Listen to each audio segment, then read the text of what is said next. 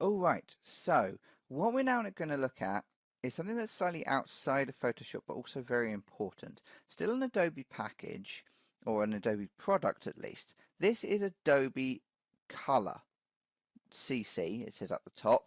You can see up here, it says Adobe Color CC. Um, Now what we're doing is we're looking at the moment at the color wheel. You should all be familiar with the color wheel now, having read some color theory. And underneath you can see all of these different colors. If you click through, you can see it highlights on the color wheel what colors you've got. At the moment, these are set to analogous colors. You've got monochromatic colors as well available to you, so a number of colors within the same hue, triad of colors, complementary colors, compound, shades, and custom. Now with the custom colors, you can set these to whatever you want. But remember, if you're going to do that, you need to make sure that they adhere to some sort of design principle. These colors might not work all that well. They might do, they might not. So be careful when you're picking your colors. You may want to just pick analogous colors and then work from that. Now you can just change individual colors if you want to, but remember that you will then have to change this to custom. So I quite like having blue, but I also like it to have some options for some kind of pinks and purples alongside that blue. That looks okay. It looks like a decent collection of colors. And now I can see that I've got a kind of a selection of colors that I like. That's great. That's really nice. I can actually save that. If you want to save these, you will have to sign in for an account. So if you don't have an Adobe account, it's very, very simple. You sign up for accounts all the time. All you need to pop in is a couple of bits of information about yourself, email and your name really. That will give you an account that allows you to save colors and allows you to do a number of other things that are very, very useful. Now this website is really useful. It's going to give us all the information we need in order to create a color swatches set. Now if I go to explore, I can see colors that other people have made based on a theme. If I want to select from their pre-existing things, they've got all themes, most popular, most used. What are the most used themes? Castle in the Sky. I mean, these are probably going to be fairly similar to the ones that are most popular, I would guess. Random themes, just going to give us a bunch of random themes. Pales looks quite nice. It's a nice one. Anna Baby Rainbow. Yeah, so people have made color swatches already. So if you're looking for, let's say, a Halloween theme, there you go. Now this gives you all of these different Halloween themes, lots of oranges as you might expect. You've got some fairly Jokerish colors there. Now you can go through and you can see all of these ones that are labeled with Halloween as the theme. And you might find that one is particularly nice and you like it, so you can actually select to download this if you want to, and that'll actually download it as a file that you can load up again, whoops, in Photoshop. So once I've saved that, I think it's just going to have gone to my downloads. I can load that up in Photoshop like I did previously. Load swatches, and I should be able to find that in, I imagine it's in downloads.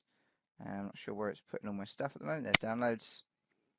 And I will need to change this to ASE files. There you go. So it saves out slightly differently to what you might expect. So you will need to make sure that you're looking for ASE files rather than ACO files. ACO files are just slightly older than ASE files. If I do that, select that, load that, that gives me those colors. So that's wonderful. That actually allows me to download those colors to use in my swatches.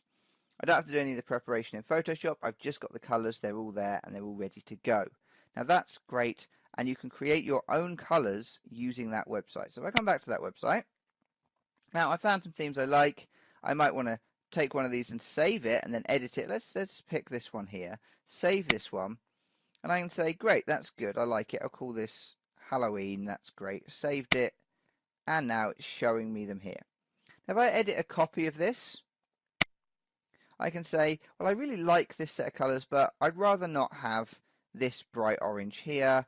Maybe I want that to be a slightly duller color, or maybe a bit more yellow, something more like that maybe. That's nicer, I like that, I prefer that. I've got a nice deep red here, blah blah blah, whatever I decide to do. And I might say, well, I don't want that to be quite white, I want that to be slightly off-white. There we go. Something like that.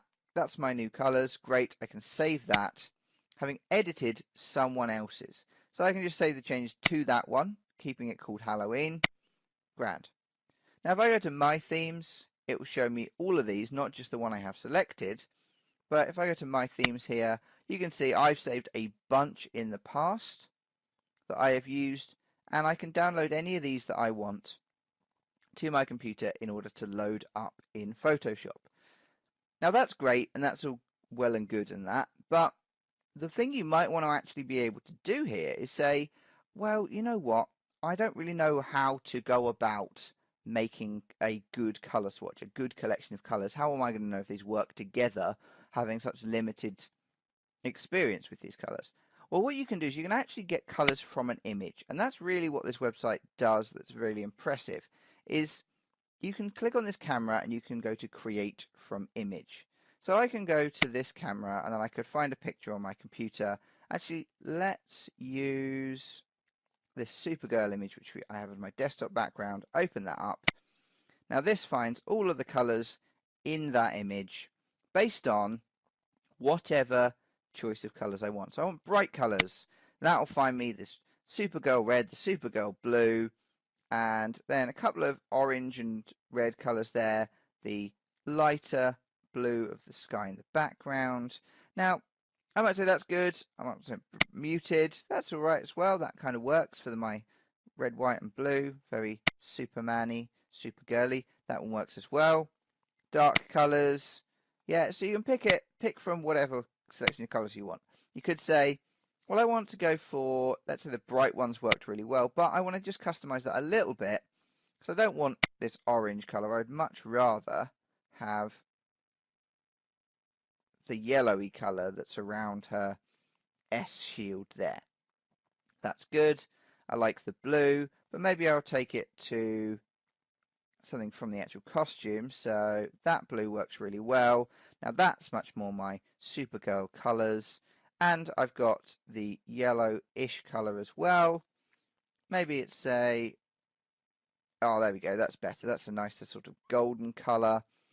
Don't like the white, so I could say maybe take that somewhere else. Yeah, I have a slightly lighter blue instead. Something like that. Yeah, and I can just create my own set of colors. And I can say, you know what, that's my Supergirl colors. Those colors really work very well for Supergirl.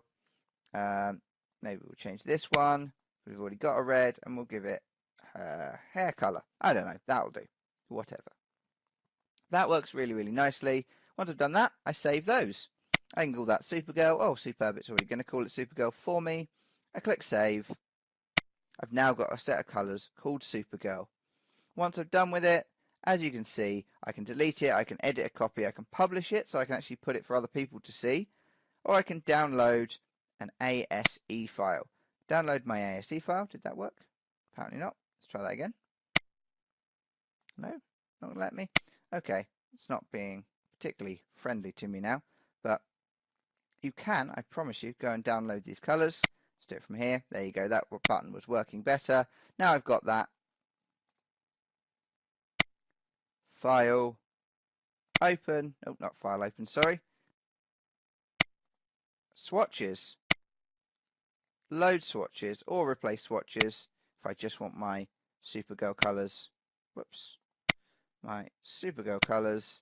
Let's just say, well, let's replace the swatches we already have open. Making sure, again, you come to ASE as the extension, find the Supergirl ones, load those up. Now I am using just those colors, and I can come and pick them for whatever purpose I need. Adobe Color is a really, really powerful resource that makes you not have to do as much work, basically. You don't have to worry about coming up with the right color combinations yourself. You find an image that kind of represents the color scheme that you want to use and pick the colors from that image, and away you go.